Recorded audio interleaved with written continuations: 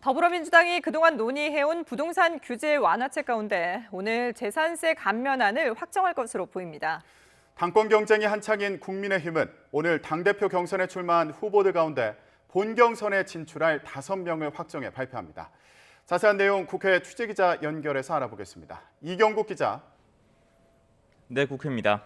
네, 먼저 민주당에서는 의원총회를 통해서 세제 조정안을 논의한다고요?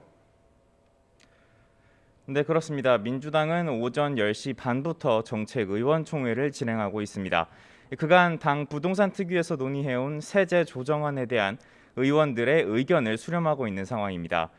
부동산 특위는 재산세 감면 상한선을 공시지가 6억 원에서 9억 원으로 올리고 이구간 주택의 재산세율을 0.05%포인트 내려주는 단일안을 의원총회에 올렸는데요.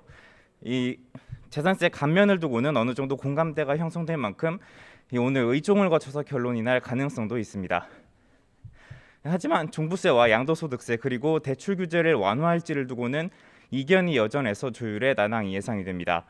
이런 가운데 민주당 소속 국회 국토위 위원들은 오늘 아침 LH 혁신 방안을 두고 국토부와 당정 협의를 진행했습니다. 투기 의혹이 불거진 LH의 기능을 분산하는 방안 등이 논의됐는데요. 이를 두고 민주당에서는 분노한 민심을 달래기엔 부족한 것 아니냐 비판이 나오기도 했습니다. 오늘 협의에서도 결국 의견이 하나로 모이지 않아서 추가 당정 협의를 진행하기로 했습니다. 네, 국민의힘 관련 내용도 알아보죠. 오늘 당대표 본경선에 오를 후보들이 가려진다고요? 네, 그렇습니다. 국민의힘 당대표 경선에 출마한 8명 가운데 본경선 대상자 5명이 결정이 됩니다. 국민의힘 전당대회 선관위는 오늘 오후 4시 회의를 여는데요. 국민의힘은 회의가 끝난 뒤 국회 소통관에서 예비경선 진행 결과를 발표할 예정입니다. 이 당대표 경선은 신진과 중진들의 신구 대결이 본격화하고 있는 상황인데요. 본경선 진출자 5명 가운데 어느 쪽이 다수를 차지할지가 본경선 판도를 예측할 수 있는 가늠자가 될 전망입니다. 이번 예비경선은 당원 투표 50%, 여론조사 50%로 치러졌는데요. 당내에선 이 예비경선 규칙을 두고 잡음이 일기도 했습니다.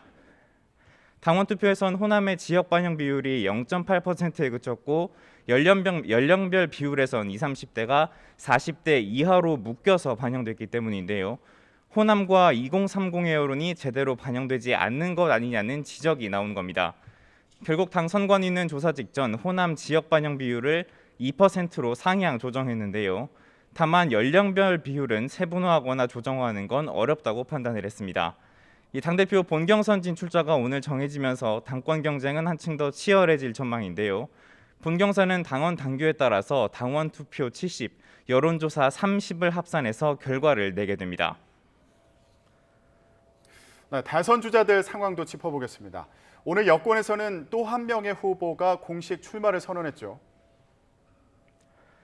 네, 그렇습니다. 이른바 원조 친노로 불리는 민주당 이광재 의원입니다. 삼선인 이 의원은 노무현 정부 당시 청와대에서 국정상황실장을 지낸 친노 핵심 인사로 꼽히는데요.